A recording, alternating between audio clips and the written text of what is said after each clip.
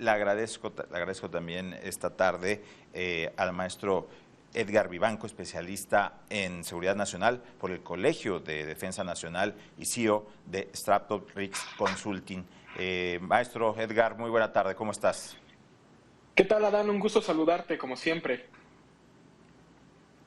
Gracias, igualmente. Pues hablar de estas labores, de estas funciones de las Fuerzas Armadas que hoy, en los últimos 3 años, en los recientes 3 años, pues han cambiado a lo que se había visto. Y aquí la pregunta, el cuestionamiento es, las atribuciones constitucionales dentro de la ley se está realizando, las Fuerzas Armadas están realizando lo que les permite la ley.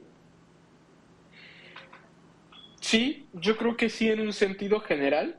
Por ejemplo, cuando checamos la Ley Orgánica del Ejército y Fuerza Aérea, en su artículo primero, donde aparte de que dice que es una institución permanente, habla de que tiene facultades de defensa exterior, seguridad interior, auxilio a la población en casos de desastre natural y vigilar obras que designe el comandante supremo para el progreso nacional, ¿no? Entonces, de forma general, sí está actuando dentro de sus competencias, sus atribuciones legales. No obstante, quiero señalar que hay muchas cosas que el ejército hace, y no solo en estos sexenios, durante muchos otros, incluso antes de la guerra contra el narcotráfico, que no debería ser de forma titular, no deberían ser los protagonistas. ¿De qué estoy hablando? Del plan de N3. Vaya, a las Fuerzas Armadas, al ejército le gusta hacerlo, es un buen medio que ellos tienen para tener contacto con la ciudadanía, pero ahí la prioridad, quien tiene la responsabilidad más grande y quien es titular de la responsabilidad es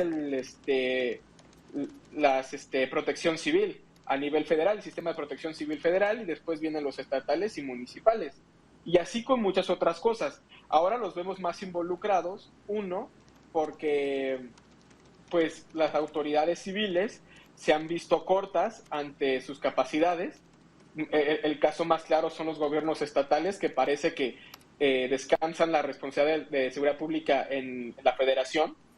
Y en el caso de los megaproyectos de esta administración, pues bueno, yo creo que el presidente Andrés Manuel López Obrador dejó de lado ese discurso de querer desaparecerlos, de que no les encontraba uso, a ver que tienen esta facultad de cumplir órdenes, no importa qué tan difícil sea.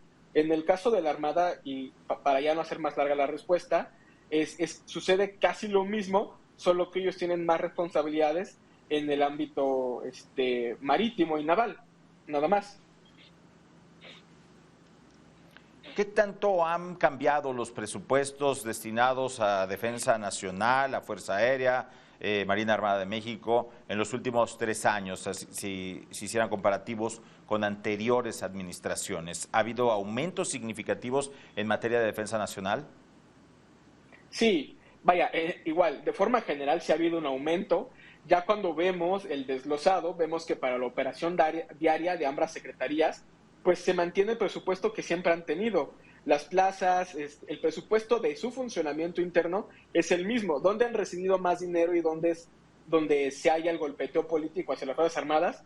Pues que en sus presupuestos tienen ahora el extra de los megaproyectos. En el caso del aeropuerto Felipe Ángeles, pues aparecía todo el extra que se le iba a dar para la creación del aeropuerto, para la creación de la Guardia Nacional, y ahora también ya tienen integrado ambas secretarías, lo de el Tren Maya, y la Secretaría de Marina Armada de México, pues tiene el extra ahora de las partes que le van a corresponder del tren transísmico, pero en su operación se mantienen exactamente igual. De hecho, mucho del personal que ellos despliegan opera con el presupuesto que ya tienen asignado de forma anual y que llevan ejerciendo desde hace mucho tiempo. Cuando vemos realmente en términos macros y comparándonos con otros países, el gasto de nuestras Fuerzas Armadas es muy, muy bajo, considerando el tamaño de país que somos y la cantidad de responsabilidades que les hemos dejado, aunado a que no tienen realmente un poder político verdadero, más que uno económico. Oye, justo eso que acabas de decir, un poder político verdadero, lo tuvieron hace muchísimos años cuando posiciones políticas importantes del país, desde la presidencia de la República, eran ocupadas por generales.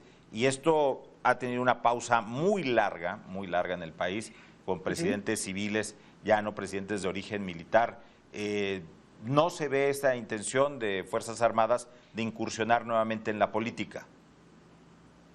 No, como bien lo mencionas, Ávila Camacho es quien se le reconoce como que se dio el poder federal, o sea, el poder del Estado mexicano al poder civil, a la élite política, y desde entonces no han hecho más por regresar. De hecho, nada más como un brevario cultural al respecto, ahí de la década del 80 hablaba de que el ejército era garante de la democracia mexicana y después se hizo un ajuste a la Constitución y desaparecieron esto. O sea, les han quitado el poder político.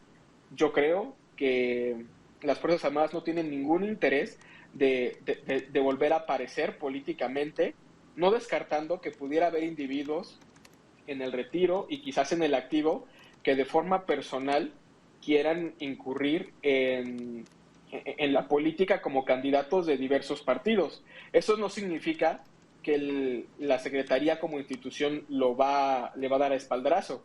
Para hacerlo ellos tendrán que correr los canales administrativos necesarios. Esto hablo del personal en el activo. El personal en retiro no tiene que hacer nada y ya hemos tenido diputados y senadores de origen militar y naval en retiro Sí. y realmente ni siquiera se atreven a competir, entran, vaya, no se atreven porque no pelean políticamente con nadie, entran como plurinominales.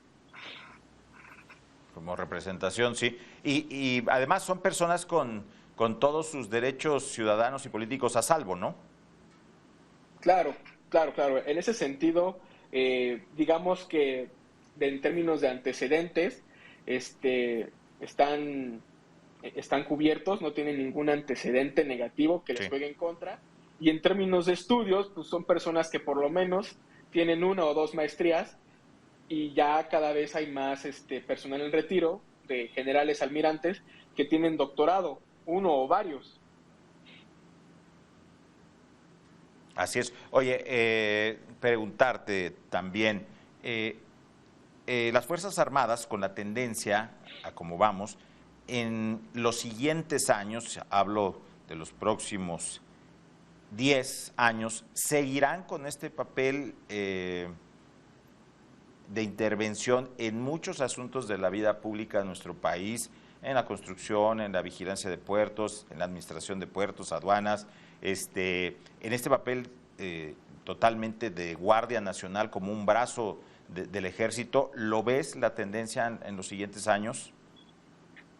Mira, la verdad es que es una tendencia, yo creo que sí, primero, para responder tu pregunta, yo creo que sí.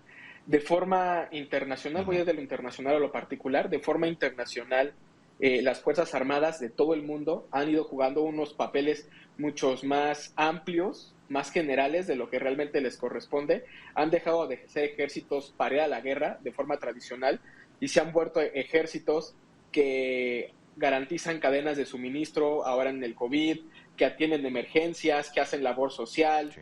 que que incurren en una u otra forma en actividades económicas. Digo, México, nuestras Fuerzas Armadas se han vuelto agentes económicos de a poco, pero tenemos, por ejemplo, países como Estados Unidos, que las Fuerzas Armadas a través del Pentágono, del Departamento de Defensa, lideran y promueven una industria, la industria de defensa, de la cual todo el mundo nos hemos visto beneficiados de una forma u otra, ¿no?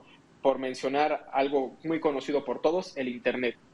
Ahora, esta tendencia no va a parar en el caso de México.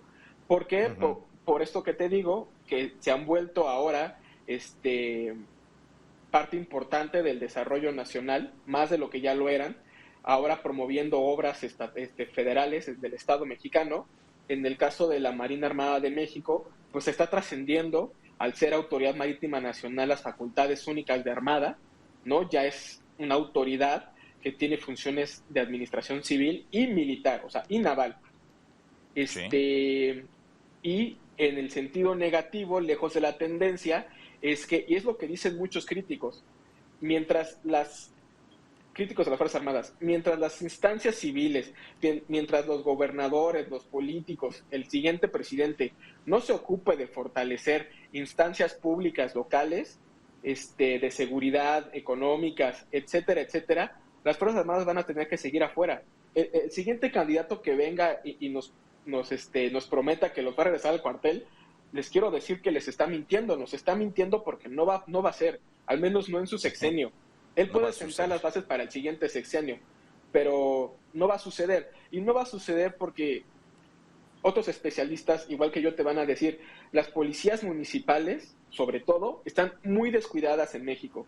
No tienen capacitación, no tienen las instalaciones, no tienen la trayectoria profesional clara y segura. Un día trabajan en un municipio, otro día en otro día trabajan en seguridad privada, otro día son choferes.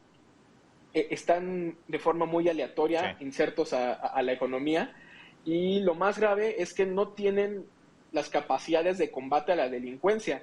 Aunque hagan proximidad social, aunque traten de atender el delito más bajo, por así decirlo, o sea, el robo con violencia, sin violencia, de personas no afiliadas a la delincuencia organizada, la verdad es que cuando sucedan cosas como lo que sucedió en el mercado en Chiapas, ¿qué van a hacer los policías? Pues esconderse, y es lo mejor que pueden hacer, Sí. porque no tienen capacidades para combatir. Pues, maestro Edgar Vivanco, especialista en seguridad nacional por el Colegio de la Defensa Nacional y CEO de Straptos Risk Consulting, te agradecemos mucho estos minutos con Mega Noticias MX. Nada que agradecer, un gusto siempre estar con ustedes.